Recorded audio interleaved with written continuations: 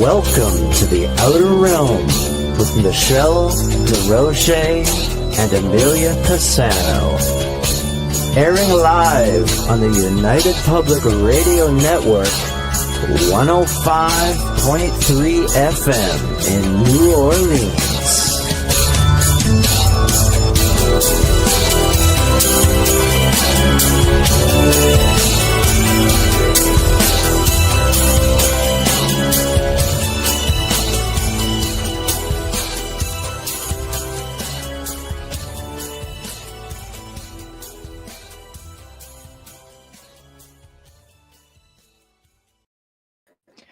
Good evening, everyone. Welcome to the Wednesday night segment of The Outer Realm. We are broadcasting live on the United Public Radio Network, UFO Paranormal Radio Network, 105.3 FM from the Gulf Coast, 107.7 FM from beautiful New Orleans. We're fully sponsored by the amazing people at Folgers Coffee who have been a part of our journey since day one. So thank you, Folgers. We couldn't do it without you, nor would we want to. Also, big thank you to Dr. Snick, the sonic surgeon, a.k.a. Justin Snicker, who is the voice of the intro you just heard. So thank you for that. He's an award-winning composer of Halloween, horror, sci-fi, and dark wave electronic music, which can be found on all of your favorite music streaming platforms. Also, big thank you to Steve McGinnis, the artist behind the banners and logos here at the show. Check him out on Facebook and Instagram. Also specializes in the horror genre and does phenomenal commission pieces. So tonight, as you can see, the bubble unit is back in the house, and we are having the last open mic of 2024. Thank you.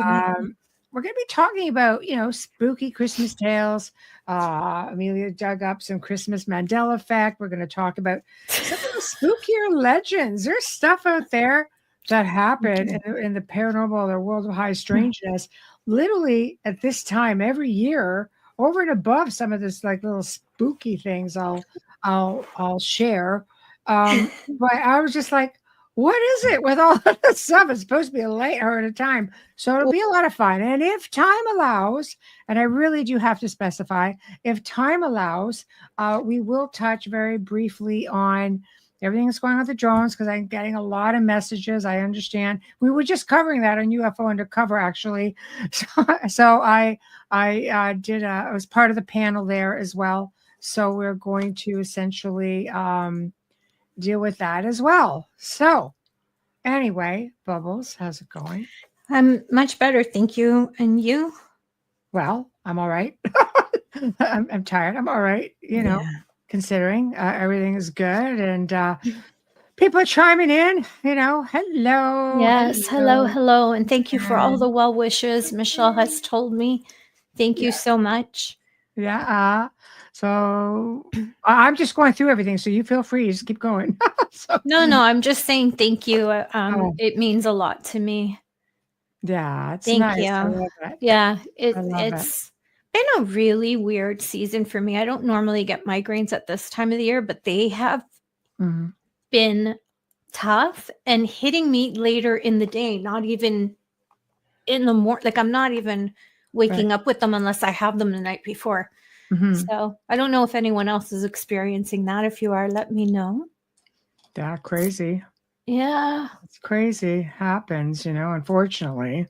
Yes. It's always timing is never one of the best things. Not at this time of year. It's not normal for me. I keep a diary, so this isn't normal. It's usually over by Halloween like that.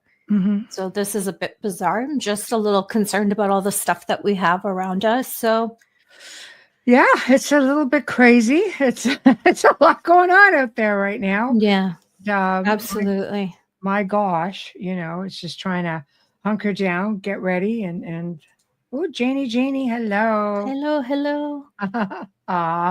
Thank you. Oh, thank you. Yeah. Thank you so much. Thank all of you. I hope Santa brings me a new light for Christmas. Uh-oh. It's like, really? Did you do another one? So, the lights, yeah, I do go through quite a few lights. But the microphone, I mean, knock on wood. Yeah. We're still okay, because I remember this was a problem for a while. I do have a new toaster oven. That That's what, like the third one in 2 years? I think you're right. Oh my God. I think you're right. Three, yeah. 4 since I've known you, but 3 in the last 2 years have been insane. See, something's going on out there in the skies. I'm sorry. Well, for sure. I mean, you said it. Yeah. I know, but we'll touch on a lot of all that, the craziness towards the end of the segment. Again, if time allows, I think we're going to have a lot of fun and just get into keeping things a little bit lighthearted for this month is exactly what we've tried to do with all of this. And I think it got a little heavy last week, but that's because with Joe. Well, because we were, it was really talking about everything that's going on with the drones and things like that, and the news changes pretty much. Oh my gosh, daily, and there's a lot going on. But that's for later. If we can manage it, we certainly will. And also a reminder to everybody: tomorrow I will be doing a show in the afternoon. It's technically a pre-record because our guest, Mark Ollie, is all the way from the UK. And only for our YouTube subscribers, a little more incentive to get in there and subscribe. It costs you nothing. Yeah, and you get to be a part of it. It's going to be at 2:00 Eastern time. So if you want to get in there and communicate with Mark, it's a really good time to do it because we don't ever get him at night. And he's going to be talking about a TV series that he had in the UK called Lost Treasures. And it's pretty cool. It'll be a lot of fun, and he's very open to it.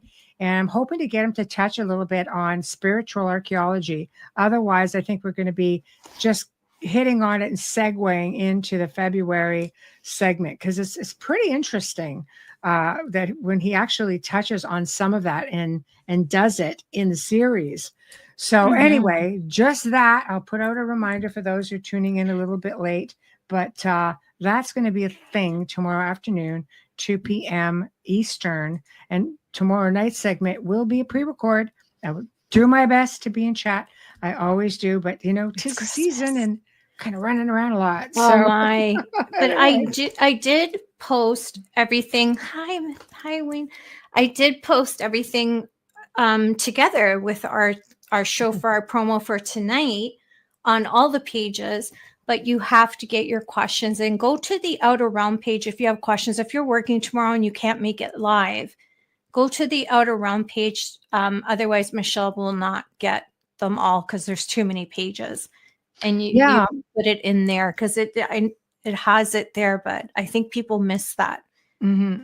I think so too. And and always put Mark over to the pages. He's always very interested in what everyone has to say. Yes. And he's got a whole 2025 lineup happening with us, and he's going to have a lot coming in. I hope to be at some of those. Yeah. Then we're jumping into 2026. Like there's that much content, guys. Nice. Seriously. So anyway, we're going to get the show on the road. Bubbles, what do you want to start with? You want to start with your Mandela Effect, or you want me to just jump in? I'm following you. Follow the leader. Okay, well, Mandela Effect is your puppy, man. So I know you put out a little bit of a test for everybody. So we're going to be getting into that a little bit. So okay. Mandela Effect with Christmas. Mm-hmm. And we've seen it with children's books, and we've seen it with literature, and even with the Bible. We talked about that on a few segments. Yeah. When it hit Christmas, it pissed me off because this is my time of year. I did that test, and I'm pretty sure I have all the answers before everything was changed, except for there's the song, I'll Be Home for Christmas. Right. And it says, I'll be home for Christmas. We know it is You Can Count on Me. Mm-hmm. But yet, when they play the I'll Be Home for Christmas, and the test is on our page if you want to do that after the show, it's You Can Plan on Me. Why would they say plan? No way. No way. I know. Plan on Me. They're changing classicals, the classics of the music. A lot of Christmas carols have changed. There's also movies. The Santa Claus. Yes. I know it as the E falling off. Now it's the S is kind of shaken.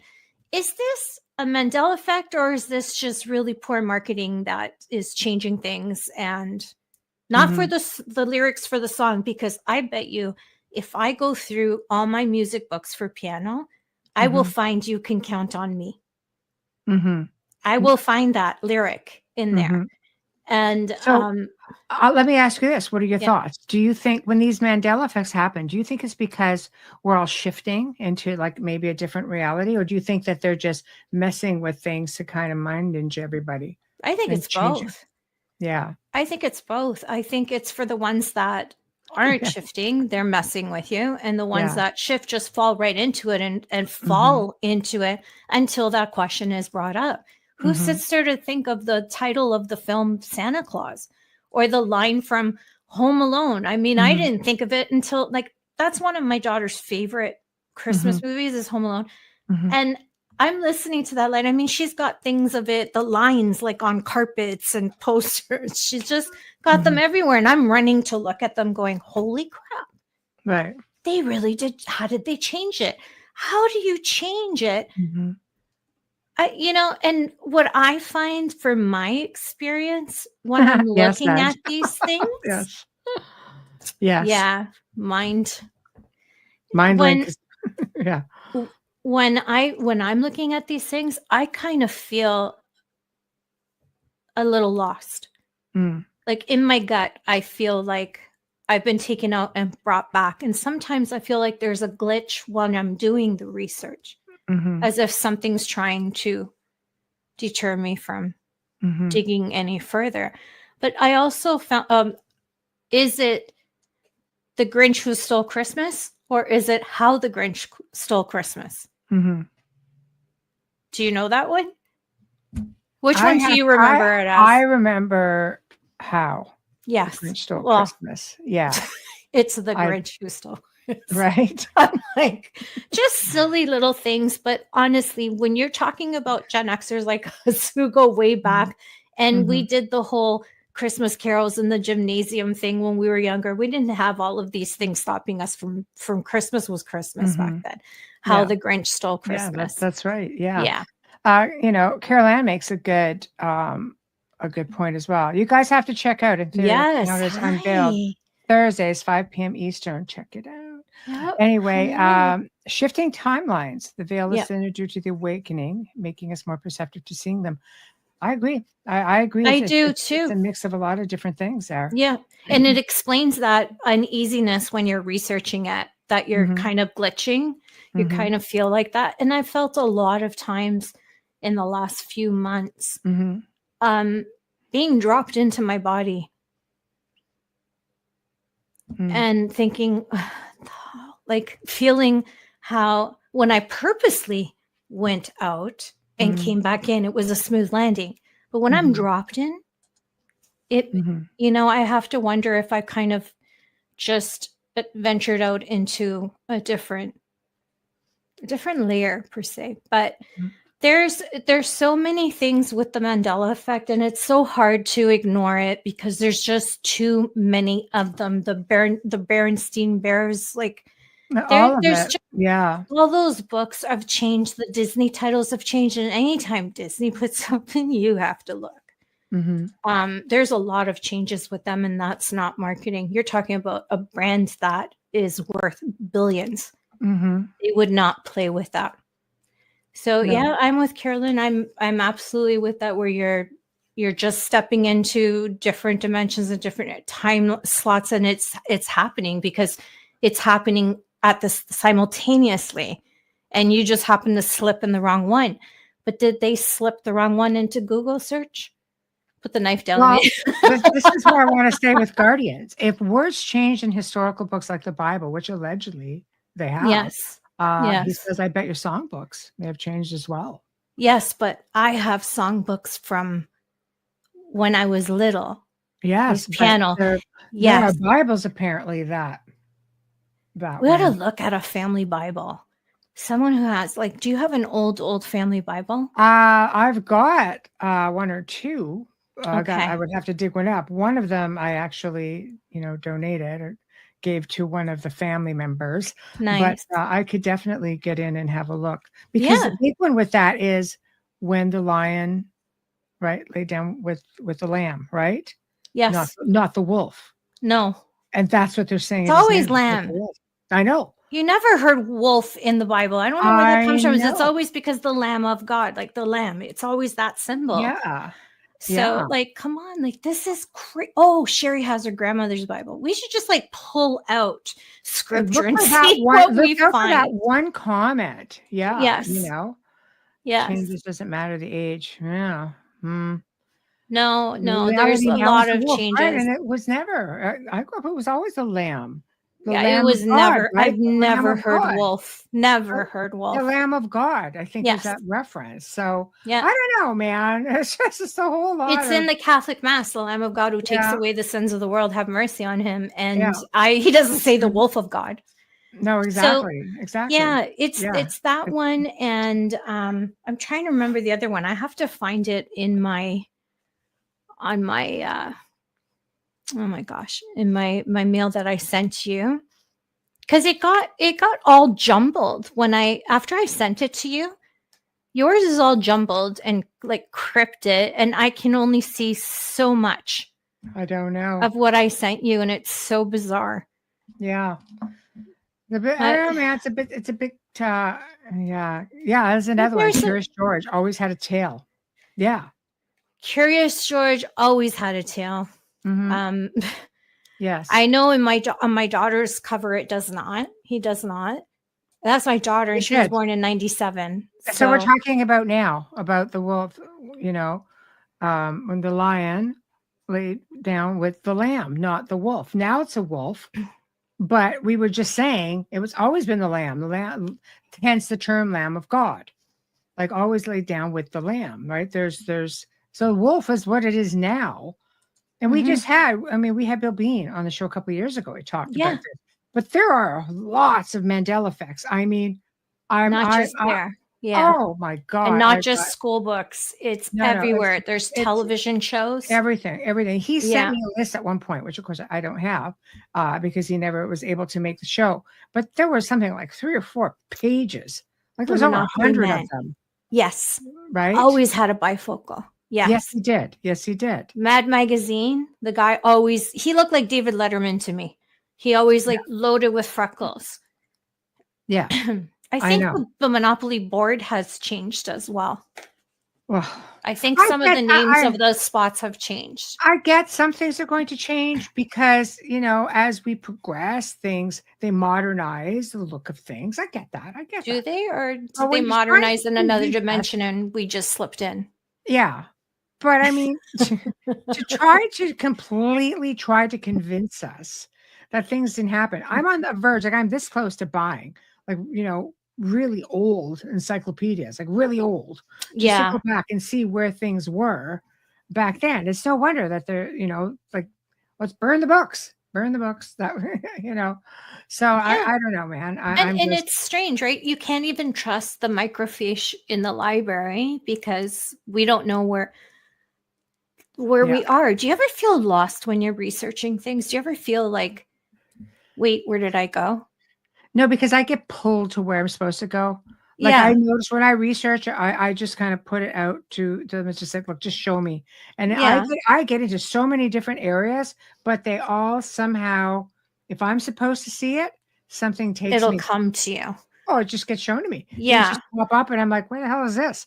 I come out of it like, where was I? It's almost like that whole channeling thing. Like I come out of it so lost. Mm-hmm. Antarctica. Yes. Oh, and the North Pole. The North Pole is water. Yeah. Where did they put the flag? Where did the Russians put the damn flag? If it's water, there's no North Pole. There's a North Pole, Alaska, but there's no North Pole landmass. Well, where does Santa go? The Flat Earth people will tell you. Yeah. It's right there. That's another one that was part of that. Yeah, I know. And I'm just like, and he does say the flat earthers are going to love this one. Yes. I just looked at that. The Antarctica. Yes. look at Antarctica in the book. It's all blocked now. Mm-hmm. Really? Mm-hmm. I know. It's probably, I would imagine that if you Google Antarctica, it'll have something that they just continually show and there'll never be any new.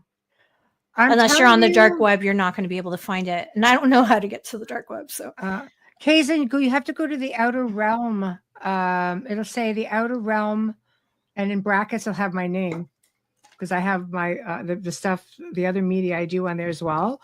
But if you go on there, that's where everybody's kind of hiding out. So if you're probably on UPRN, which, you know, we can still see you, but if you want to interact with everyone, just go to the Outer Realm. Yeah. Yeah, they're either there or Facebook.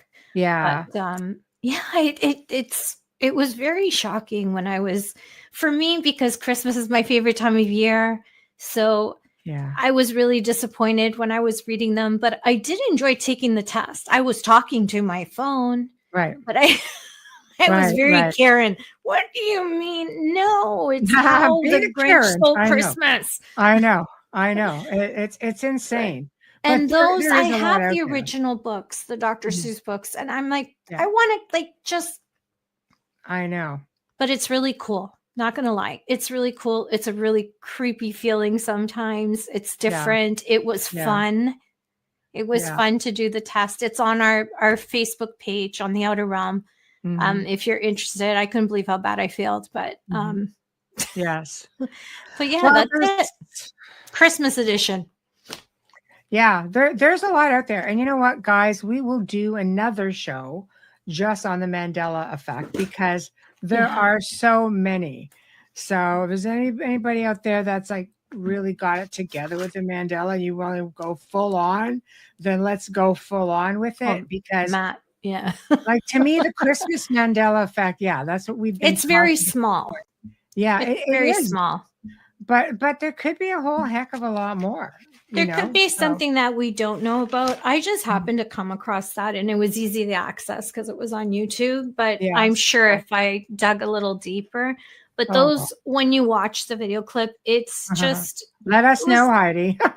To change the lines it would be interesting to see them change lines in films that we are very familiar with, our generation. I think it would be.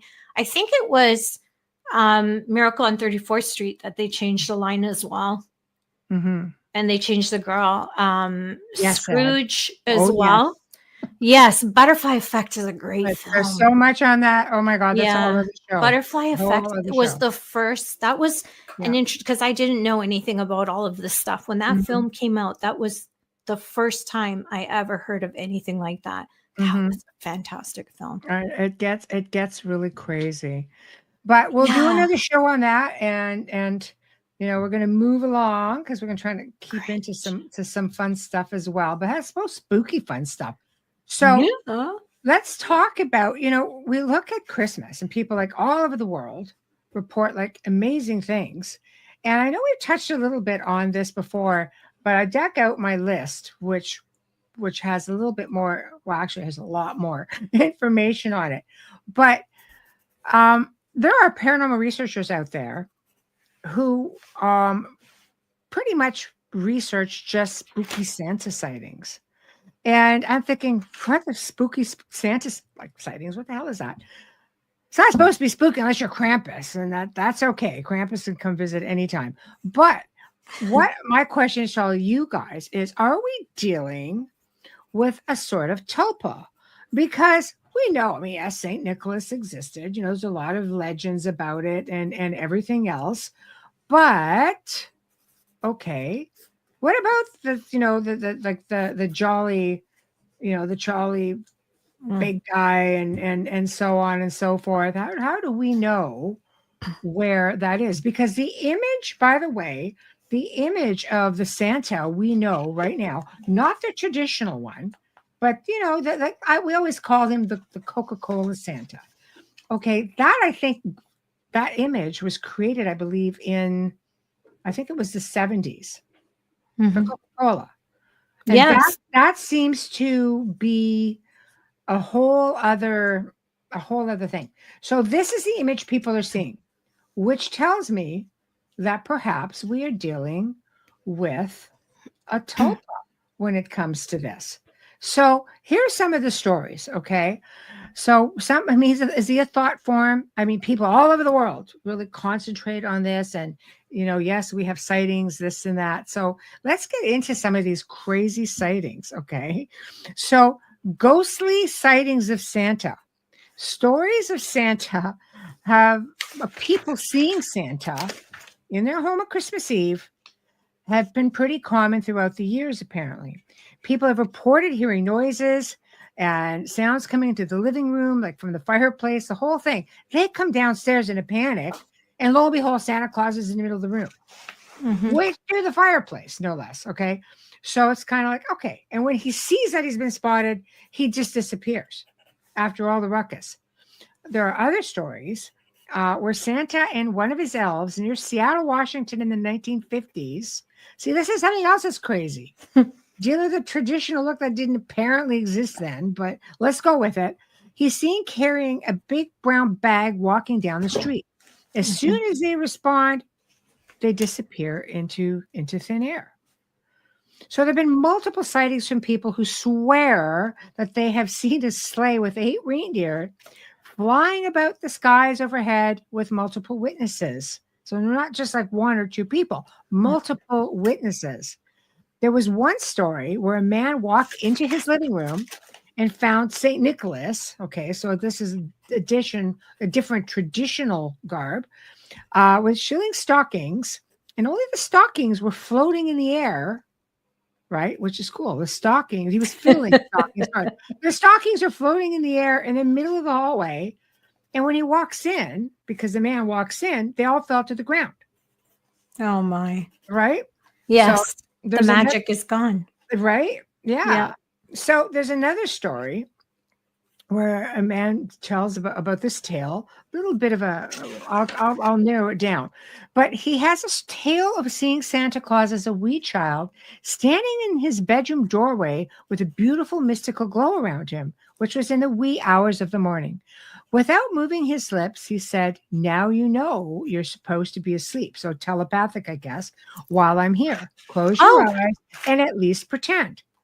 So one woman said that the same thing happened to her, only her experience was not so pleasant. She saw him one Christmas Eve and she felt a certain sense of creeping dread and that he was not all jovial or jolly. She said she felt as though he must have known she was there and turned around and looked at her without smiling. And she felt as though he was eerily looking right into her soul. Oh my. I know. So there's a lot of reports just like that. And Santa does not like children being up apparently when he visits. So there's other like older, like Santa folklore, but there's a very sinister Victorian legend, old English legend that hasn't paired up, of course, with the devil. So Santa was only interested in well-behaved children, and all of the naughty children basically were said to have been carried out by the devil, which of course lends to the old Nordic Krampus tales, right? So there's a lot of really crazy stories like that. Santa playing for floating socks. It was no Dobby, I know, right? So it does get a little bit crazy, but are they aliens? We really don't know. Or just beings from another dimension. We really don't know. I just find it funny how Krampus got stuck with the demon part because he didn't start out that way in Germany. So it just doesn't, because they did it differently.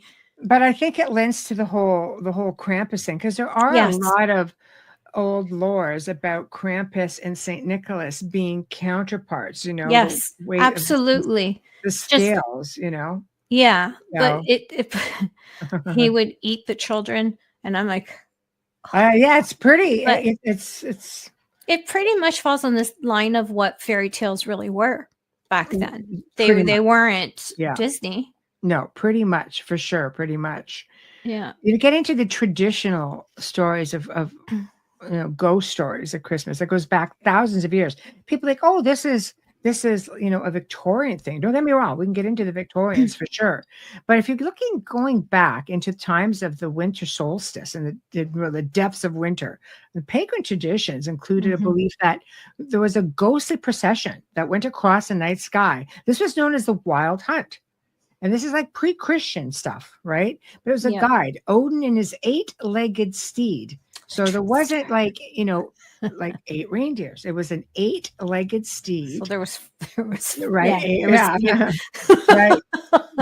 And he raised his sword in command while in search of mortals, having failed to find a hiding place from the celestial hunting party. And they could be abducted, no less. And of course, and be taken to the underworld. So that's like, because that's not frightening enough, right? I know.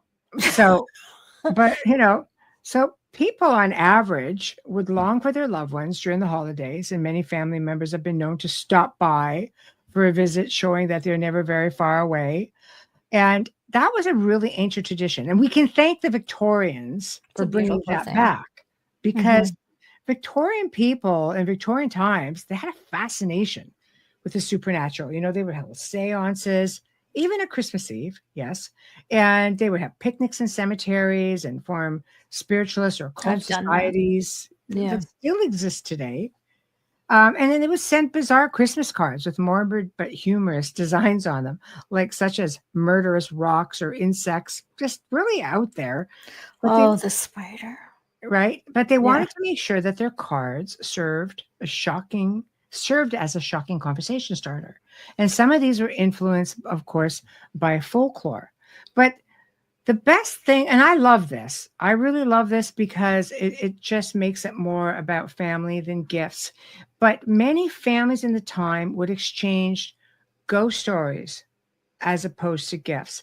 And they would gather around a fire and share ghost stories. And it was a really beautiful tradition, that, believe it or not, that went on into the late 1800s all the way into the early 1900s. And a lot of those ghost stories we've come to know even now, such as A Christmas Carol by Charles Dickens, right? That's 1843. Ebenezer Scrooge experiencing the visits of 3 ghosts of Christmas past, present, and future. And that'll change. Right? All of it. I know, right? Yeah. And the old nurse story by Elizabeth Gaskell, written in 1852, about ancestral secrets in seriously haunted houses. It's just, there's so many amazing. Shakespeare, Mary Shelley's Frankenstein, right, was written January 1st, 1818. There's something about the dark. But she carried her husband's heart around with her in a jar. Yeah, it's her entire life. Yeah. Talk about dark. Yeah. I know. This is what I mean. It's just, I think you just get to a point where, there was just something about those long, cold evenings. Christmas time, they want to live longer than Christmas. That's why Christmas is starting in October. There actually are cultures that would have them at their Christmases would last for a lot more than just one day or a couple of days. It would go on sometimes for a couple of weeks. All the Italians, goes to January 6th. And one culture, I can't remember which one it was. I have it in my email. They celebrate Christmas on the 6th and another one on January 12th. Because it's just a culture thing. It's not religious, it's culture. That's kind of cool, though. I know. Because if you're Roman Catholic, you know that Jesus Christ wasn't born December 25th. No, it's true. He's a summer baby. It's true. It's true. Yeah. So it gets into a lot of really what Would do that in a heart, in a jar, souls in the top. Only souls. The reason why Mary Shelley carried her husband's heart, she was so madly in love with him, but her book did better than his, and she always felt guilty about it, and she always felt like she did something wrong. Back then, you didn't have female authors. that succeeded or were even looked at. Yeah, there's quite a few that were tucked in. I think it really depended They on went under their husband's name. That's where nom de plume came from, was because they could not be published as women. Mm-hmm. It came after Victorian times. It started. There's some great ones. There really are some great ones out there, though. My God, great stories. And I love how people around the world just celebrate all this. I was trying to find an article even on the origins of Christmas trees and things like that. Like it's just, there's more pagan stuff. Hold on, maybe it's this page. My favorite is Charlie Brown's. That's the Krampus. We better not touch that one. Okay, the spooky tree in the Ukraine. At Christmas, trees were decorated with artificial spider webs and decorative spiders. This was a symbol of prosperity for the next year. I know. The mythical spider would be like a web of a poor family's tree, and the web would turn to precious metals the following morning. So that's kind of interesting. Different. And then South Africa. Get this one. Yeah. Don't eat Santa's cookies. No. So, to keep the kids from nibbling at Santa's cookies, parents would tell a story about a boy named Danny who ate all of Santa's cookies. His grandmother was angered, and in her rage, she killed poor Danny. And now both of their ghosts haunt houses during Christmas time. This is so in cool. South Africa. It's wiki, isn't it? Well, they're very spiritual culture. There's so much going on there. I can only imagine the different holidays and how far they are from what we're used to having here. The commercialized holiday has taken over and has for a while. Like the Coca-Cola Santa, they made that Santa because they thought that they could make their beverage look cooler, and more popular. It was probably the one. I think it's great. I always look forward to the commercials, but I don't watch TV with commercials anymore. But I used to look forward to those commercials with Santa and the train, and the train that goes across Canada is also the Coca-Cola train. I think they stopped that. And the Clydesdale commercials during the Super Bowl. Those are the best ones. I hope they don't change any of that. See, in Italy, depending on what part of Italy you come from, you wouldn't leave cookies. You would leave a clementine and a glass of wine. You didn't leave milk in Italy. I don't know if it's the tradition or it's because the dads just wanted, okay, kids, cover your ears. The dads just wanted a glass of wine, so to speak. And that's why the clementine, maybe the mom took it. And I think it was, it's another place in Europe. It's a carrot. I think not even Europe. I think it's Norway where it's a carrot. I go figure, it's a vegetable. Right. But there's so many different, so you have to wonder, is it cookies and milk, the tradition, or is it just a cultural thing that we call culture, but it's commercialism? Yes, because even with the 8-legged steed, children were taught you would leave stuff out for the steed, right? So they're like, you see, the traditions are very much the same, but they're obviously culturally different. But the idea is the same, right? So I don't know. I think I personally love it, but there's definitely a lot to do. People don't realize how much pagan background is in modern Christian 90%, like traditions. Well, it wasn't uncommon, when the Christians went into an area, the church went into an area, and they would amalgamate a lot of the traditions. It would be easier to bring people into the fold, right? By letting them keep certain traditions over time, I think they were able to weed out a lot, but a lot of those are still very, very prevalent. People think, well, you shouldn't light candles and you're spell casting, but you're in the church, you light candles. Mm-hmm. It's,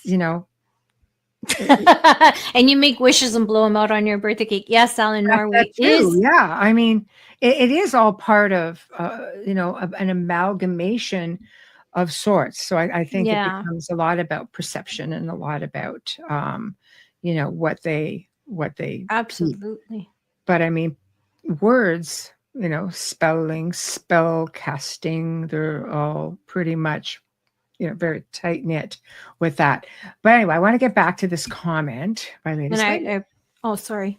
Yeah. I was just going to say to Alan, yes, it is Northern Europe. I always, when I say Europe, don't seriously, it's me. I always think France, Italy.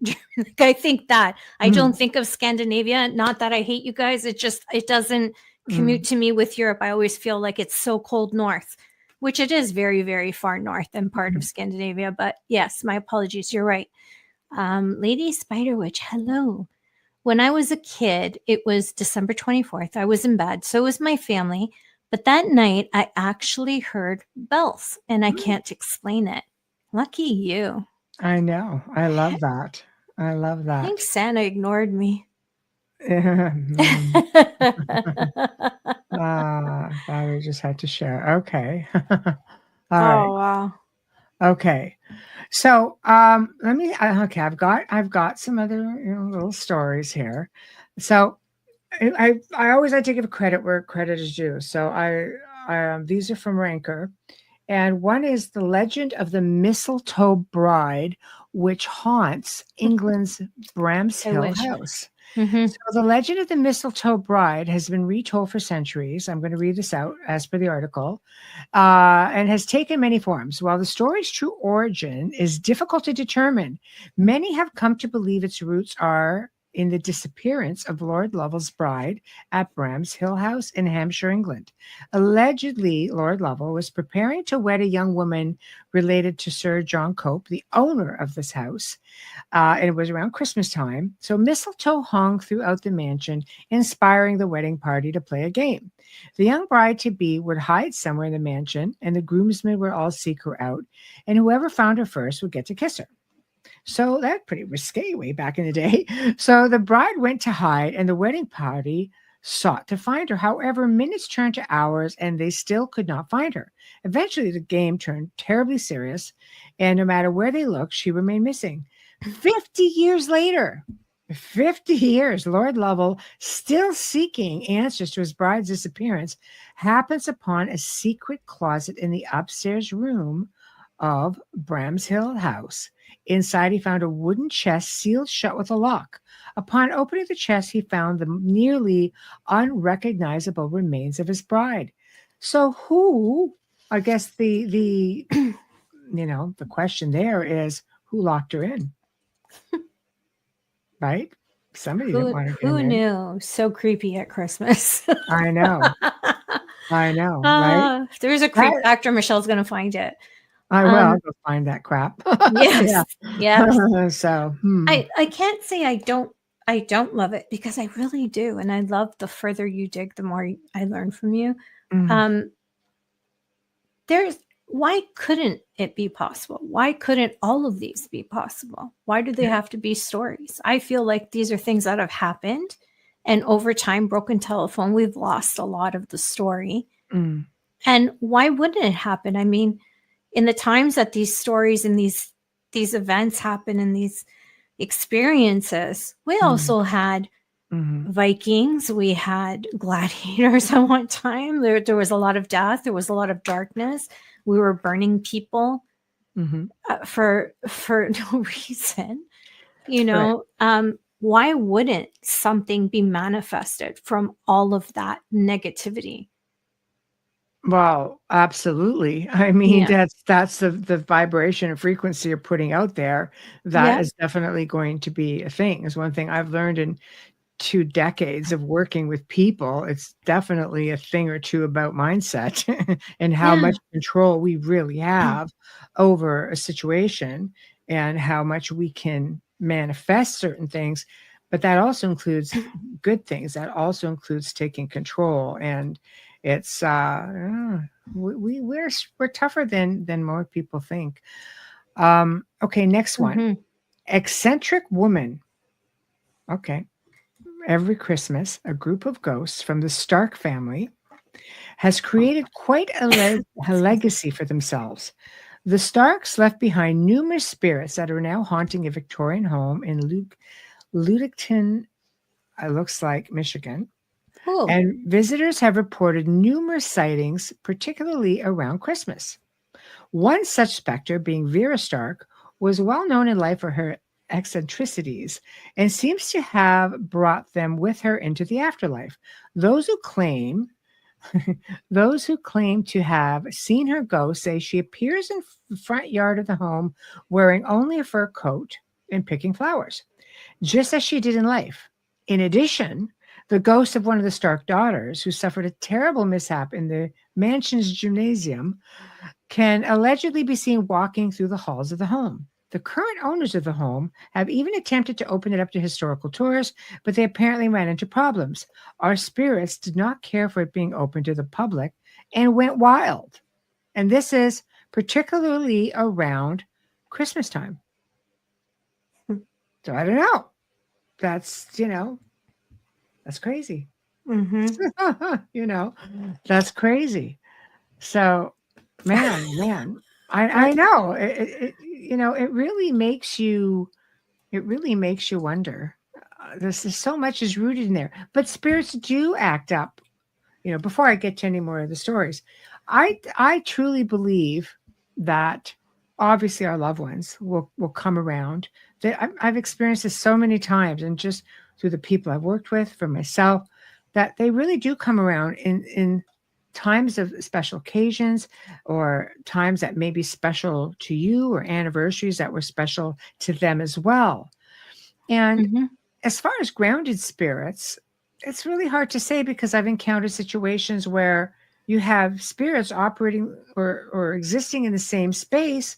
However, they don't acknowledge one another because they've either passed at different times, or they're in different, dimensional realms, perhaps, because you can be in different dimensions, same space, just different times. Yes. And then the ones who are stuck, if you all died at different times, doesn't mean that you ever pass one another. So it's interesting. I since my niece just popped in, hi Samantha. It reminds me, and I won't say which niece asked me this question, and it's not you, obviously, because I'm telling the story, so it's obviously not you, Sam. So, one time I had talked about being visited by our family that have passed, Samantha's and mine, and one of my nieces said, "Well, I felt like they were here at that time." And I said, "Oh, that's wonderful. Well, how could they be here and be where you are?" I go, "Well, they didn't drive between us." Yeah. But that's how I talk. Samantha will tell you, that's the way I respond. But anyways, I just thought it was really cute, because she's still thinking in the physical realm that, it's absolutely possible for them to be everywhere at once. They are everything. It's the whole I am. It's the whole energy. The frequency is so confusing at Christmas, because you have those that are very, very sad and lonely, and you have that, and then you have the joy, and it's really very much, a balance that I don't think we've figured out yet, because we're not good enough as humans, to be honest. But otherwise, the whole world would be happy, right? I think so. I mean, I also think that they react to, if they're visiting loved ones, they will react to how we're acting. If you're feeling that sense of loss, it's very difficult. Yeah. It's a time of year where it can be very joyous, and then there's a time of year where people, either don't celebrate at all, or they're longing for for times past. Like I love going back in time and thinking what Christmas was like with my family and my grandparents. A really big affair. And this year's kind of like, oh God, I mean, but because the kids get older and they've got a lot of their own things going on, and it's just you're working around everybody else's schedule where you're not the hub anymore. It was simpler. It was a simpler time. Yeah. Sure. It was a simpler time. And I don't take that for granted right now with my daughter having her home. Like, I'm just like, never get married. Just stay with me forever. Oh, I know. It's a tough one. So. Empaths observe, don't absorb. That's my biggest problem. Yeah. I absorb too much. And this is the worst time of year for me. I don't know about other empaths. I need to ground more. It's affecting me physically. But for me, Christmas is not a religious holiday. It's just a season of love, light, and giving. That's what it is for me. I don't have to receive. I just want to take care of everyone. Yeah. And I'm hosting Christmas Eve this year for the first time. So I'm looking forward to it. And I've put a lot of work into it. So you guys better love it. But I'll be fine no matter what. I wish I could have my family here because we all live so far from each other. And Samantha knows our Christmases were so amazing. We didn't care. We were just together. That's all that mattered. And when they get older and Samantha's got 4 kids, good Lord, and makes me feel really old. And it's tough. It's hard. So I always joke. I always say, well, if we're all together, it'll be easier for our families that have passed because they only have one stop. It makes it a lot easier for sure. Just don't become one of these stories we're talking about. No, and we can exactly. You're not getting stuck in that thing, but also you can feel the love together and manifest that a little bit easier. I agree. I agree. So yeah. All right. Oh, hello, Adrian. Nice to see you made it. Hi. Can I make one quick mention? Because it's only 2 lines. Okay. I don't know how to pronounce this. I'm going to say Grilla, Icelandic witch. Yeah. An ogress with an appetite for the flesh of mischievous children, whom she cooks in a large pot. Sounds very holiday-like. It sounds like parents making up a story. Yes. That keeps their kids in bed.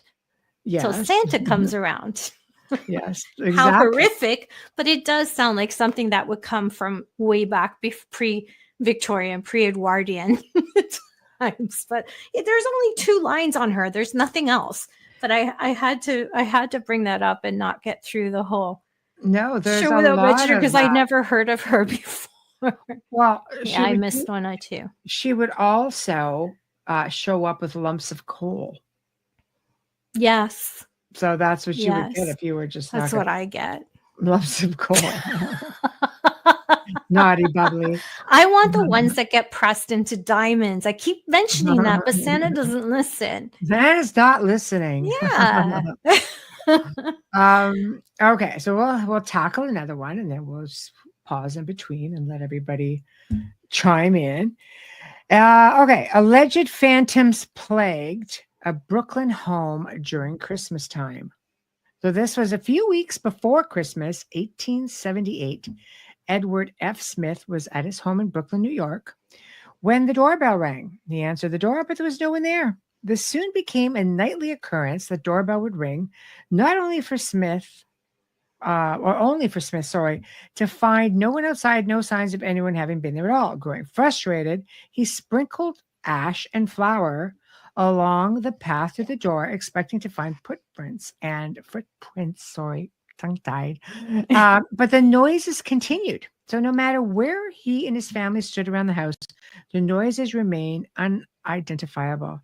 Smith and his family were growing more concerned as the doorbell kept ringing, and then it turned into aggressive banging on the doors. Eventually, they contacted the police. The ringing and banging continued, and still no one was able to identify its source. One night, a brick suddenly flew through the window from outside, even though police officers were standing nearby and saw no one. Although they investigated the home for some time, police were unable to identify the cause of the disturbances. Smith and those who witnessed the strange occurrences ultimately concluded they must be paranormal in nature. So, who was this pretty random to have, you're just targeted and all of this stuff goes on nonstop. Nobody can see anything. I know it does sound like a trick or treat thing. For sure. Right. So I don't know, definitely interesting. Definitely interesting. Next one. The headless horseman that allegedly haunts Roos Hall every single December. So Roos Hall, that's Roos Hall, a mysterious mansion in the English countryside. It even sounds like cooler because it's the most haunted places in England, English countryside in the wintertime. But it's located outside a small town called Beccles in the county of Suffolk, which is pretty haunted. The mansion has accumulated plenty of ghost stories ever since it was first built in the 16th century, I bet. And one of the most horrifying stories is that of the headless horseman. So see, we've got one here at Sleepy Hollow Way, but apparently there's one at Roos Hall as well. And it takes on a life of its own. Numerous visitors to the hall have reported a man on a horse riding toward them on the road, only to discover that he has no head. Allegedly on Christmas Eve, the headless man is often seen clattering down the driveway with his phantom coach and 4 horses. And this is only the beginning of Roos Hall's ghostly existence. Other rumors claim that there are strange markings inside the hall known as the Devil's Footprints. And some have even reported seeing a girl watching them from the windows. So lots of haunted tales there. And of course, in England, they're like really dramatic to boot. So that's pretty exciting. I love it. I love it.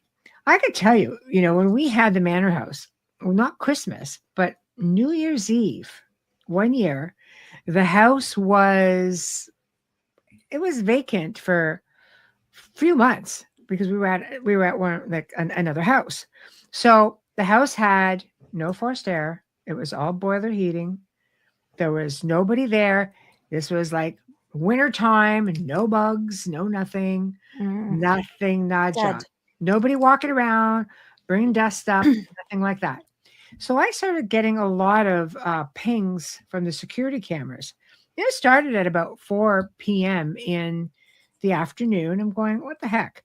Now, factoring in the point where the house, which was, 1874, was built for the lady of the house for entertaining.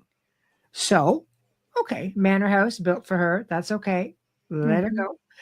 And until midnight, we were getting pinged literally every few minutes.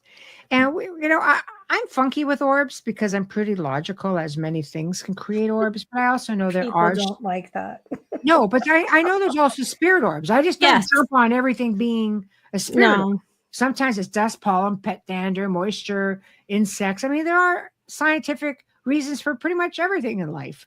And there are as much as there are reasons, in areas of high strangeness.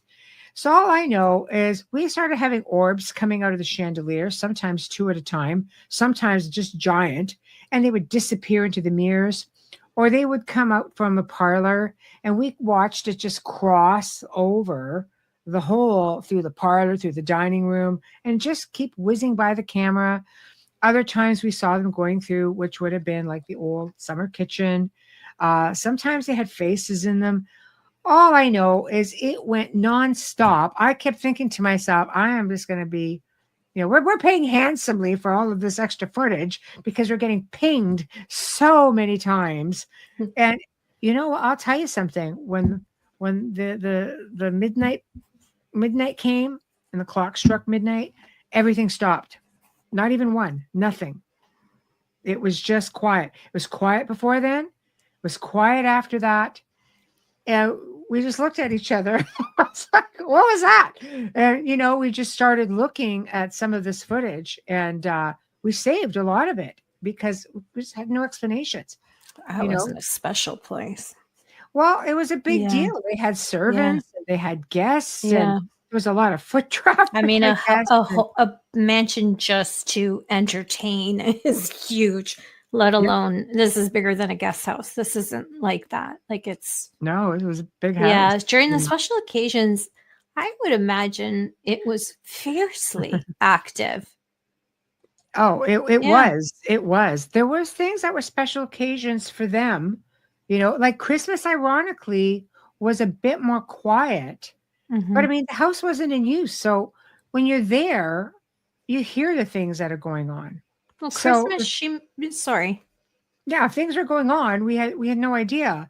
But oh boy, I'll tell you something, Christmas Eve and the parties and whatever was going on, we just kind of sat there. It's like we just couldn't stop staring at the monitors. We're just like, it would parties all year long. Oh, it would ping through, to the phone, and we're watching this going, this is unbelievable. Like it was nonstop from the time they were prepping to literally when the clock struck 12. That was it. Maybe the planets were lined up a certain way. No, it never happened any other time, which was strange. No. And so it's a big deal to be hosting events like that for them and to be invited. It was a big deal. But I imagine maybe Christmas was a little bit quieter because it was more family and maybe they just shared that at home rather than, have, because you're not going to have big, I know she entertained a lot. Mm-hmm. And it wasn't just family. There was business. There was all kinds of things. There were garden parties. Tickets were sold. Yes, they were so busy in the summer. Yeah, but it was society. It was fascinating to experience, and the new owner, I'm sure, is just getting her hands full. So kudos. The house is lovely, and it's still, the spirits are still enjoying everything, I would imagine. So, we hear little stories every now and then from her. So it is interesting. Okay. Oh boy. Next story. The ghost of Sir Geoffrey de Mandeville and his headless dog roamed the streets on Christmas Eve. So, I know. The story of Sir Geoffrey de Mandeville is just brimming with political betrayals. And he held the title of Earl of Essex.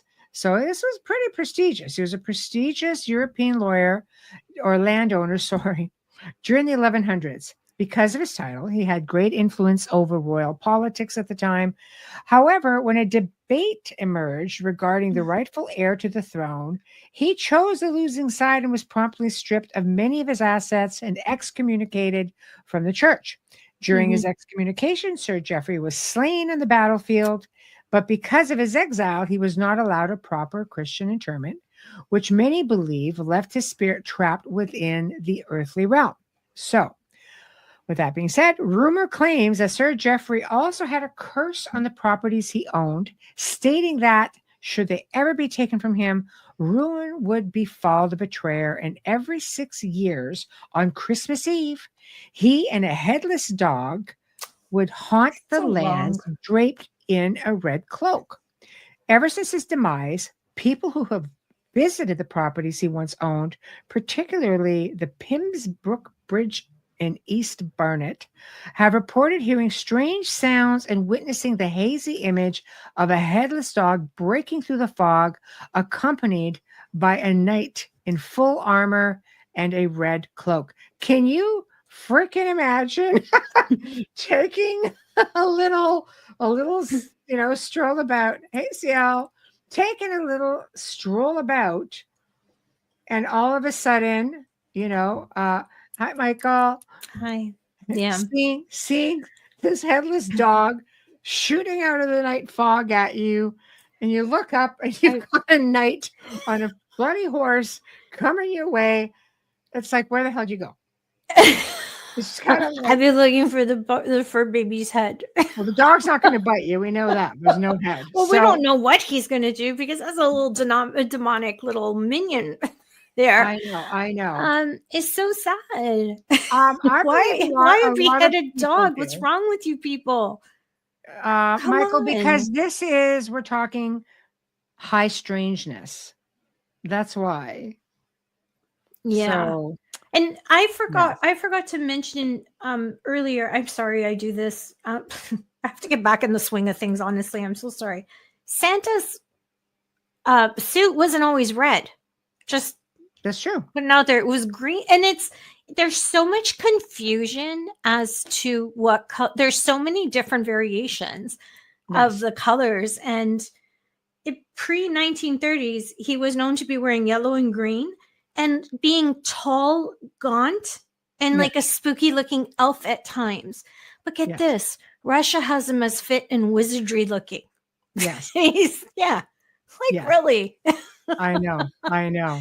He wasn't fat until 1930. Sorry, there's a discrepancy on what year it was, but it was in the 1880s when Thomas Nast was a cartoonist who made him red and jolly and plump. Right. Maybe that's where the milk and cookies came from. I think, Coca-Cola. Coke did that in 1930. Right. This was 1881, and it was Thomas Nast. He was a cartoonist, and he drew merry old Santa Claus. Yes.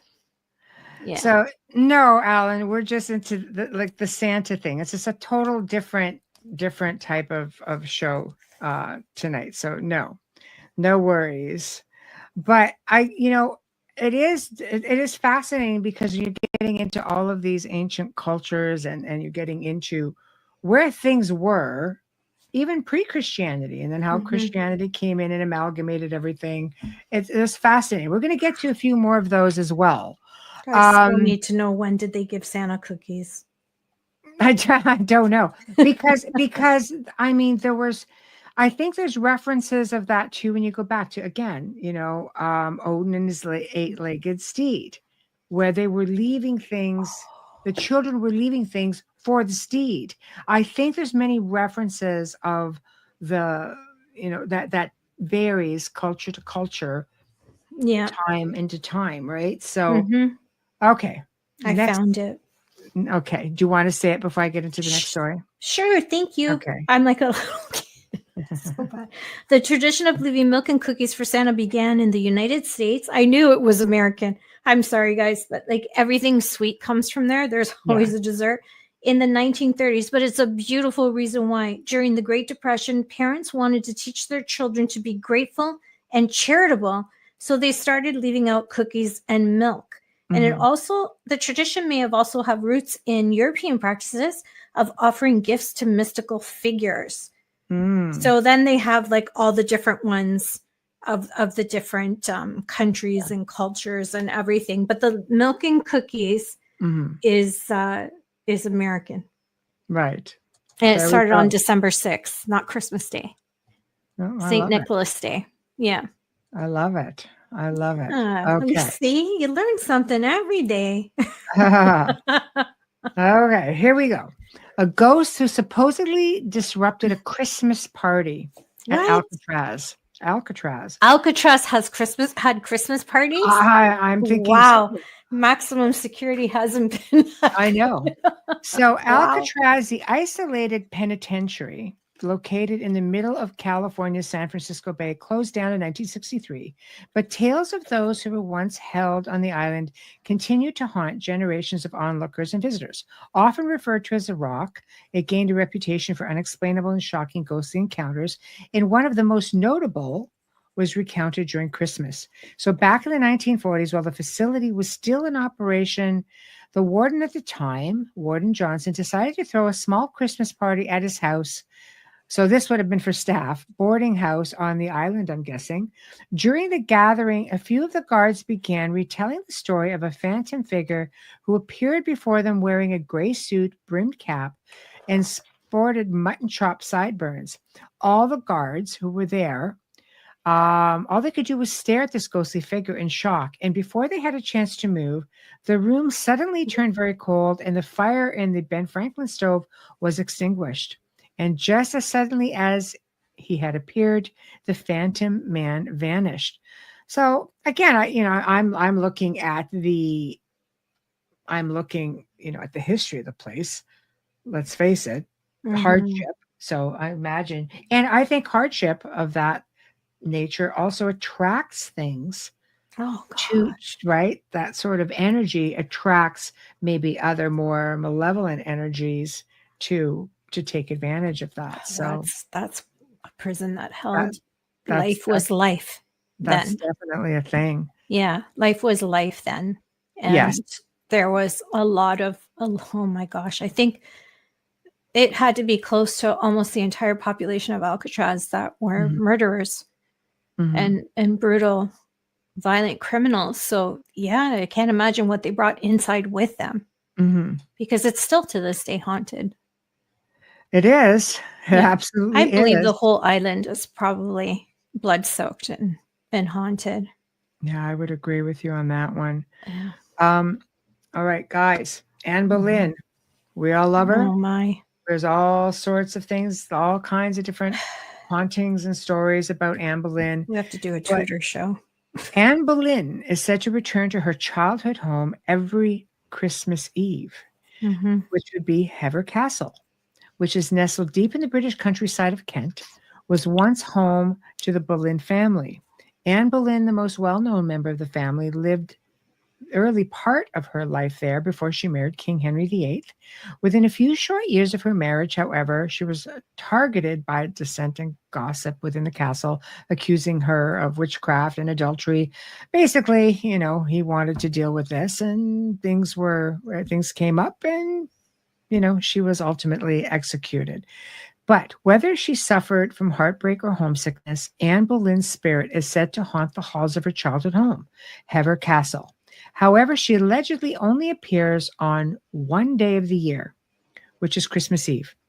Rumors persist that her somber specter is seen drifting silently over the picturesque bridge, and it spans over the River Eden and on the grounds of the home where she knew much happiness. It's such a sad story because there is so many different haunted tales of Anne Boleyn. And one of my favorites is where they had a night, I believe it's a night watchman or a night guard, because there are guards Mm-hmm. who guard the Tower of London, and this is where she was killed. And one night, he peeked into the chapel area and saw not only Anne Boleyn but an entire ghostly procession of Yes. people who had been there going back hundreds of years. Yeah. And on the day of the anniversary of her Mm-hmm. execution. Oh yeah, They see it a lot. Some of them are really freaked out about it. They won't do the watch on that part. They lose a lot of night watch from there. Go figure. Yes. She was quite the character. What kind of person takes something from her own sister? But you know what? It's definitely everything happens for a reason, because without her, without the Tudors, the monarchy wouldn't be who they are now, as well as King, David there, whatever he called himself. Yeah. I agree. Okay, here's a Canadian tale. Yay. Another Canadian tale. On December 25th, 1890, a disturbing story appeared on the front page of a Victorian newspaper, the Daily Colonist.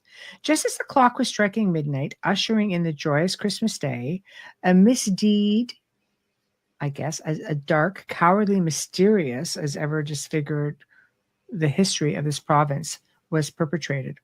Wow. Okay. I did not know about this. I'm just reading as I go along. So this is all new for me as I'm reading it, guys. Oh, wow. Yeah. Yeah. I've never seen this stuff before. I just found all this stuff today because I promised spooky tales. So the target, who went by the name David Fee, was only 21 years old and had been walking to meet his parents for evening mass at the nearby church after attending a costume party. Dressed up as a white clown, he had, I know, how bizarre. But again, we're back in Victorian times here, right? And they were really into this sort of thing around Christmas. I mean, the Victorians are heavily into the macabre around this time of year. Yeah. Anyway, he had arrived at the corner where the cathedral sat when a man burst out of the shadows and aimed a double barrel right at him. And he said, "You challenged me." So before Fee could speak, the man fired and Fee, of course, perished within moments. So apparently the man had confused Fee for another man. And ever since the tragic night, Fee's ghost is rumored to roam the streets outside the cathedral, as well as his gravesite. So Oh it's very, very no. sad. Which You know, cathedral? it doesn't really say. It just says Okay. here I thought I that missed it. That's okay. I thought I no, missed it. no, it doesn't actually tell you which cathedral it is. It's so interesting because again, people don't realize going back into Christmas, and this is just making reference to Alan.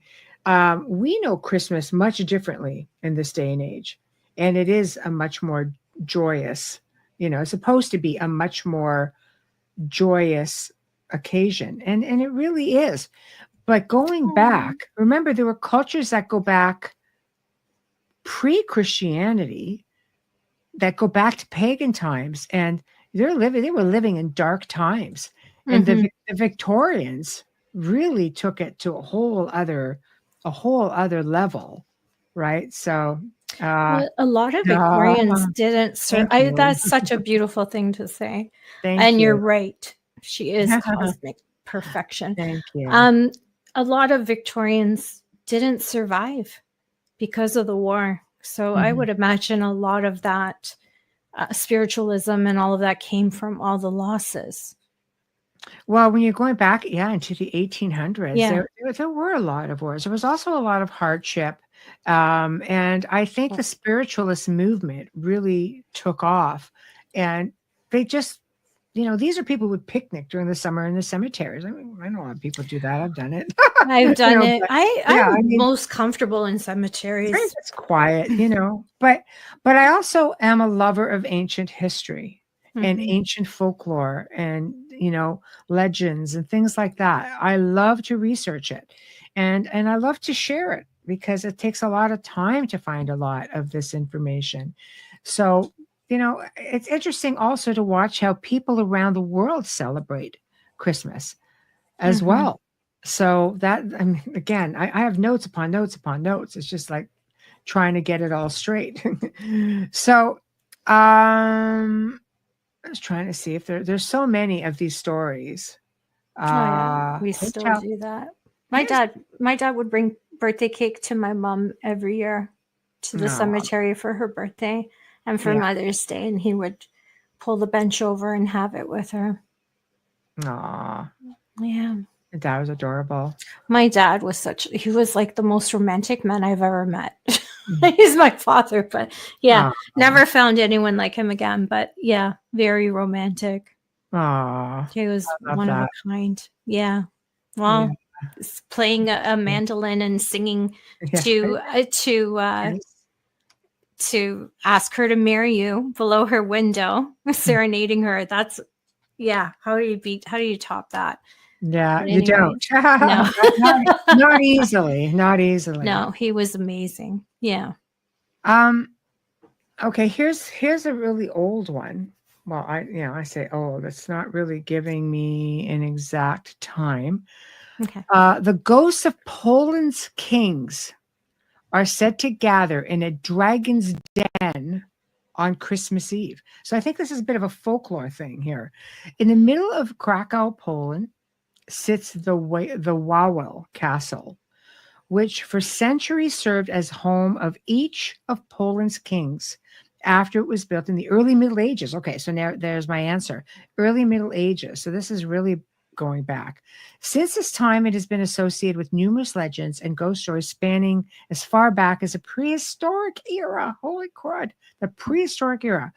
One such legend involves a large series of caves that are rumored to exist under a plot of nearby land known as Wawel Hill. These caves have been explored countless of times. CL, this is a place you need to go investigate for your magazine. Just saying. Anyway, these caves have been explored countless times since they were discovered centuries ago and are rumored to hold the statue of a dragon and millennia of human records. The caves are believed to have been inhabited by humans since the prehistoric era. The legend says that in the 11th century, King Casimir, who was just a child at the time, explored these caves and came across a strange tunnel. Inside the tunnel, he claimed to have found a large stone emitting a glowing light. And from this light, a magical protective energy is said to be emitted throughout Krakow. To this day, local legend claims that the ghosts of all Poland's past kings meet every Christmas Eve in that very tunnel to confer upon the fate of Krakow. I love that because that's way back machine stuff right there, you know. But it is time to do a station ID. Oh my! I know. I'm just like, I know. oh, what's I going know. on? I'm sorry. I'm sorry. No. Oh my gosh, no! It always happens that I grab my mouse and then I can't. I know. Oh my goodness. We have sponsors and yes, we do. And without them, none of this would be happening. So you are listening to The Outer Realm with MicheleDerocher and Amelia Pisano, coming to you live from the beautiful city of New Orleans on 107.7 FM radio, as well as the Gulf Coast on 105.3 FM. We're live on Roku TV, Rumble, YouTube. I'm not sure. Are we live X tonight? Facebook? We're live on X. Live on Rumble, and we could see everybody's comments if you put them in there, by the way. Yes, please let us know you're there. We're trying to build Rumble and approximately 250 streaming platforms. Our guests tonight are you, our audience. Without you in chat, oh my goodness, it just wouldn't be the same. We're having our final open mic night of the year, the highest requested segment of The Outer Realm, and we just want to thank you for being there for us all year and joining in the conversation. You guys just make it that much more special and make it all worth it. Thank you. And more gratitude here. Folgers Coffee, thank you so much from our first episode with UPRN. Joe Montaldo, network owner and our producer. We thank you for your continued support with sponsoring our show. We absolutely love you. Our fabulous banner and promo media is courtesy of Steve McGinnis, horror illustrator and artist. Steve also creates custom commissioned pieces, and you can find him on Facebook. Thank you, Steve. Our intro and outro is courtesy of Dr. Snick, the sonic surgeon, aka Justin Snicker, award-winning composer, vocalist, and musician. You can find his music on Amazon and Bandcamp and stream him on any platform you normally use. Find Dr. Snick on Facebook and Instagram. Thank you, Justin.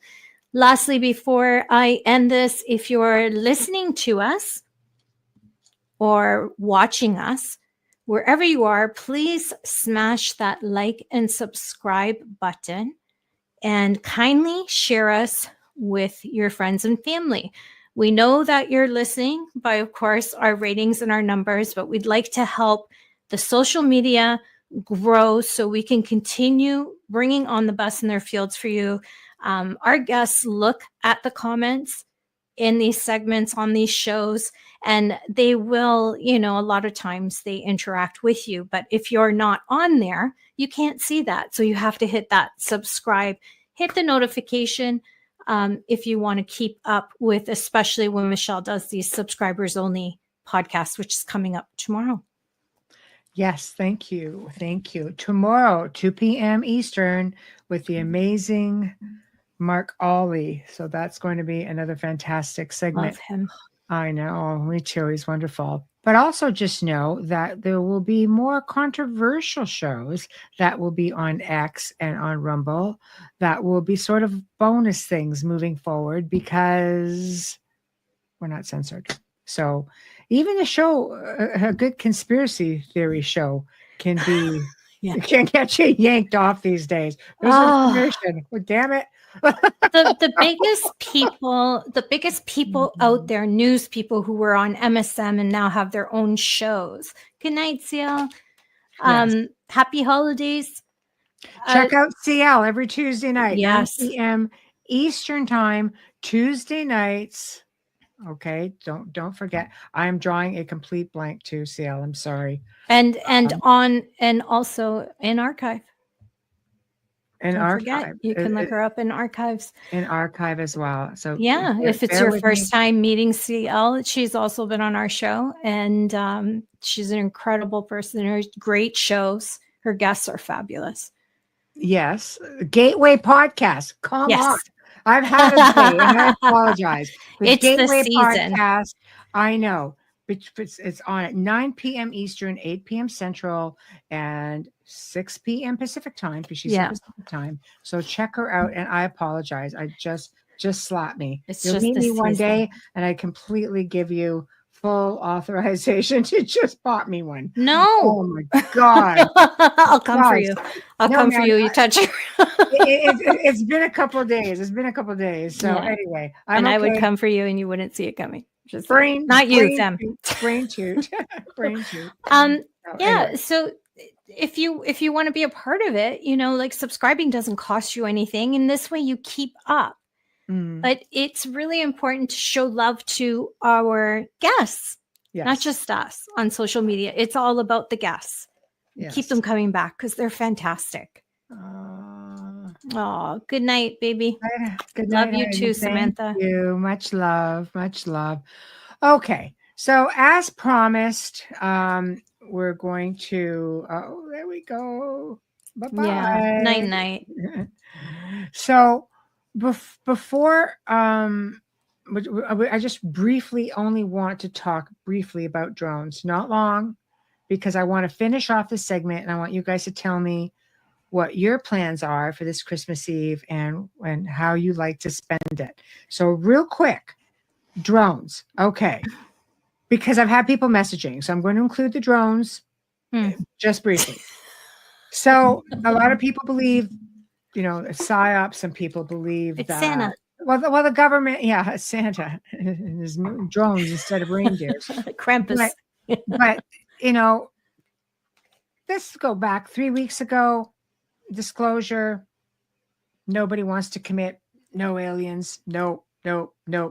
Pretty incredible people coming through saying, whistleblowing, saying this is a thing. This is the thing. Nope. Now Pentagon issues a statement. Aliens are among us. So anyway, we talked about we talked about this on UFO Undercover tonight. I spent about an hour with them, and we talked pretty detailed about it. Last show with Joe Montaldo, which was last Thursday, we talked in great detail about it. So go check out that segment. Since then, anything that's been sent to me, there's a drone that crashed into a car, thing sitting right on top of the car. It's pretty big, not the size of the car. Some people are saying that they've seen some pretty much the size of a small truck, which is possible. There's a lot of theories out there. One was, it's Syria, and the government said, no, it's not. Iran, no, it's not. Okay.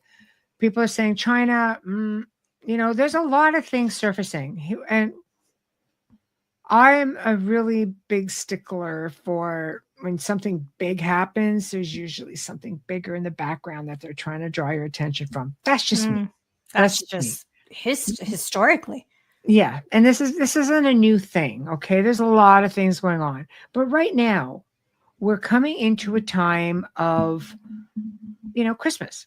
It's supposed to be a time where we could be oh God. See right there. There's another one that went down. They're going down everywhere, apparently. There's all kinds of them going down, online. Okay, still,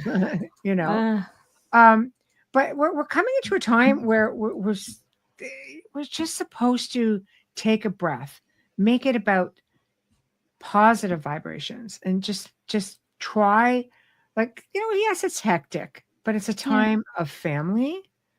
It's time of the gift of giving, ghostly stories, if you will, or read just read your favorite stories. There's a lot of amazing things out there. Nostalgic time. It is supposed to be a nostalgic time. A lot of people, are going to be facing Christmas, like for myself, in 15 months, I lost both my parents, 2023, 2024. It's like, this is the first Christmas with my family where we don't have my whole family. And so that's a hard one. It is, but that's all the more reason why we want to come together and just make it that much more special. So with Beautiful. all of this stuff going on in the world, choose your battles. Don't believe everything you see. Don't fall into it. It's interesting. It's entertaining. There's a lot of really amazing, independent news outlets that are putting all kinds of stuff out there. Yeah. And you know what? Do your research. Don't think it's necessarily something. Kathy mentioned Project Bluebeam. Absolutely, this is something that they called it. They called it way back when. So there are a lot of things going on. Don't just assume it's something. Do your research, because there's so much. There's the truth, there's the lie, and there's everything in the middle. And we may never know the truth. We may only know what we are allowed to know. So there's a lot of people out there that have got camera phones, cameras, video cameras. Oh my gosh. Just proof is in the pudding, I didn't even then it's just as sketchy as heck. So I didn't even think about it. Yeah. For my phone. It was all about what the hell is that? Yeah. It was that kind of thing. But anyways. No, say right there. Is dead, I hear. All the big leagues out there are talking about it, like Rogan and Carlson and Owens and Value Entertainment. It's everywhere. And you know that they're credible if you're watching them, because they also have, defamation suits, and they have to be careful. And some of these guys, these big wigs, with hundreds of millions of viewers and things, have been yanked off of YouTube. So it's a real thing. When Michelle says that, it's a real thing. We have to be very careful about everything that we say. Exactly. But this is why, again, I asked you guys to go and find, here's what I will do. X will have all the credible news sources. Yeah. Yeah. I mean, we even had to verify. I had to verify this account just to be able to show our videos. But we're allowed to speak freely. And then here's Rumble. So there's community notes on X as well, which is really good. You can hit @community note and they will check it or report or request a community note, and they will verify the information. It is the leading place for news right now is X, because he doesn't censor anyone. And spammers are shut down very quickly. Exactly. So you're going to start seeing things coming up on X and Rumble that you are not going to see on our YouTube channel. Just so you know. So if you want to, see all the content, and it is going to be coming in 2025. I'll have some pre-records coming up. They won't hit all the mainstream stuff. It's just going to go onto here, and it will hit all the archive sites. So if you want to, you guys want to see those, then please, follow us on these other two platforms. Isn't this interesting? He has a brother? I didn't even know he had a brother. Can you imagine being Elon's brother? Poor guy. I know, but he owns a drone company. I imagine a lot of people that Elon knows, and I'm pretty sure Elon's making them as well. Kind of like drones don't mean that they're alien. They could be anything. Yes, exactly. There's so much coming up. A year of revealing. Let's hope so. I think a lot is going to get revealed. Things are already starting to surface. But you know what? I'd really like to see it. I would like to see it become a year of awakening and our own evolution, which is basically tapping into our own strength and our own vibrations and only bringing into our space, which does not insult our spirit, our intelligence. Just, create your space and create it the way you want to, because what you put out there will come back to you. It's a law of attraction. It's the way it is. It's not something, it's not just a saying. No, it really is. What you put out there will come back to you. Yeah. And if you don't believe that, just take a look at world leaders right now. Without saying anything. I mean, more than just the ones that we know. Look around at the world leaders. Look at what their lives have been like in the last 10 years and look at what's happening right now. Yes. And this is definitely a thing. They don't want to wake up. It makes you feel like you're, if you remember watching The Matrix, where one of the guys decided to turn on the team because he wanted to be plugged back in. It's sort of like that. I think it's just steps outside the comfort zone. People want to be comfortable. Not everybody wants change. Yeah, social media is addictive, so it's very easy to relay and put stuff out there for the masses to just be distracted. Or some people lose their minds when it goes down and glitches. You know what I suggest? Because I had to do this myself. I had to shut down and I came back to some of them because I was so weak. I know she messages me. I'm weak. I'm so weak, Michelle. I'm back on Telegram. I'm so weak. I was trying to stay away from all of that stuff because it was making me physically ill. Yeah. But what I found that helps me is to take a classic book or a film and distract yourself, fall into it. And I don't mean trash TV. I mean something really well written, and go back and familiarize yourself with who you were before all this crap came in. Just saying. True. That helped for me. I hope it helps you. Try not to live through your phone. Try not to live through social media. Those are just photos. And you need to live life. And I get so angry when I see everybody videotaping everything. I'm like, watch it. You're here. Well, and it reminds me of these new, and I'm going to mention this because Christmas is upon us, and I know this is on some people's Christmas list, I'm sure, is the virtual classes where you're taking a walk in the forest. That was on the Big Bang Theory. Just go take a walk in the forest. And do you remember the old saying, don't sit too close to the TV, it's going to ruin your eyes. Let me tell you something. Reality. Yes, read Whitechapel Road. Yeah, exactly. So you know what I mean? Read something good. Whitechapel Road is an excellent book. Yeah.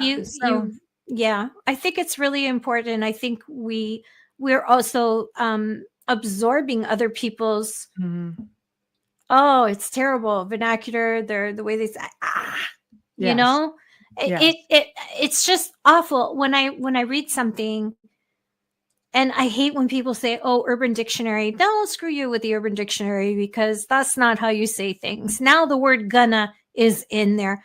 Oh, that's because my stupid phone makes me look like I don't know how to speak proper English. I'm gonna and I wanna. Yeah. I look back. I'm like, I don't speak that way. I don't know. I learned, but with the new update, now I'm like reading everything 3 times before I send it out. And I'm still making mistakes, but thank God for verification on X. You have an hour to edit it. It's just brutal. Yeah. It's just brutal. So there's a lot of things coming up. And I really would like to, just because I know we don't have another open mic for a while. Next week, District 9 was good. Yeah. Next week, again, we have gonna want to speak. Guys, there's going to be a pre-record, but I'm going to try to pick a really good one for you because it's Christmas night after all. Yes. But we're also going to be. Michael Carter is returning with us on. I want to say it now because we're live, right? It's not going to be pre-record, and then we're getting into another recording, and then we're live again on the 26th, which is Boxing Day. But Michael Carter is coming back to join us. He was supposed to be with us tonight, but he's filming an episode of Ancient Aliens. So we're really happy for him. But he wants to come back and talk about spirituality. Alan, that's going to be your show. So you see? Yes. We try to include everything, but he wants to come back and talk about spirituality. And we just want to end the Outer Realm season and year going into a new year on a really good positive note. I think it's so important. And there we go, right? I love Christmas songs. Yeah. So try to make sure we tune in for that because I think it's going to be a very uplifting episode. And I think it's being that it's live, we're just going to roll right in because the next time you see us, guys, you're going to see us in January the 1st. And no, we're not doing a pre-record January 1st. No, we're live. So you New know. Year's Day. New Year's Day. Maybe we're a little coming back- slower. I know. But we're I coming might be a back. little slower. We're coming back with Fritz Zimmerman, and we're talking giants and mounds in the United States, and we are going to get really hot and heavy into it. It's going to be a great week. Todd Clements comes back on the 2nd, talking part 2 of Haunted Mackinac Island. Guys, we've got some really great guests and great lineup coming up, and you're going to see a lot of new faces, and you're going to see some old familiar faces, and we're going to have fan favorites and more open mic nights, and we're just we try to spice things up for you. So you guys have ideas, feel free to just send it. And yes, I used to love Snoopy's Christmas song. It was the best. Oh, the whole episode. Yeah. The It was. whole I love Christmas Snoopy's- movies. Like Yeah, cartoons. Charlie I love Brown. Christmas cartoons. Charlie I Brown know. Christmas Yes. and Charlie Brown Halloween. Like, how can you not feel sorry for Charlie Brown? I know. Gets the You know, coal in his stocking. It really I know, it's it terrible. gets you in the feels. Yeah. The it Charlie does. Brown cartoons. It They're does. classics that let's It hope they does. never change the name. Exactly. So you see, guys, great things to look forward to. And I really hope that I want to see everybody have a good holiday. Me too. I do. I because wish you our guys next- all the best. I know. So we're not going to be having another live show technically, aside from tomorrow at 2:00, only on the Outer Realm YouTube. We're not going to be doing technically another live show until December 26th, Boxing Day night. We're going to be right back here, and it's going to be a wonderful show. So until then, I hope to see some of you guys in the chat room tomorrow, because a bunch of you guys showed up the last time we did this with Mark Ollie. God, he was so happy. He's like, oh, this is great. Talk about making his holiday. Yeah. He loved it. He loves loved it. interacting. He does. So, and it's a great opportunity to do it, because he doesn't get to be here for the live shows because he's in the UK. So for him, it'd be 2 a.m, and that's really difficult for some people. Yes. Right. So, guys, with all that being said, we are nearing the 11 o'clock mark, and it's been a lot of fun. We love talking, the spooky tales and legends and folklore and all of these great stories. It's just crazy how much is out there, because this is really how a lot of it started before. It had dark origins, dark roots before it came to be such a lighthearted event that we know today. Thank you, Michelle. Oh, so aw. Yeah. Aw, don't aw. So still hearing from David and Gareth, no news is good news. Oh, thank you. Well, we'll just hope and keep our fingers crossed. We appreciate you trying. We love your dad. Thank him. Anyway, guys, that's for David Ikes. Wow, we'd love David Ikes. Oh, yes. That would be a rumble thing, guys. That would be a rumble thing. Oh my gosh. I know. That would be I don't know if I could recover from that. That the whole time going into that, I'd be a mess. Say hi. I know. It would be great. Well, guys, with that said, it is time to say goodnight, and we will see you next week. I hope to see some of you guys in the chat room tomorrow. Until then, however, I guess I have to say, if I don't see you tomorrow, have a great Christmas, great holiday. We'll see you on Boxing Day. Oh my God, you're hilarious, Mish. You're hilarious. Well, it's only 13 hours, Mish, but sure. Well, more like 16. Yeah, 16 is great. All right, guys. Good night, and we'll see you guys next week.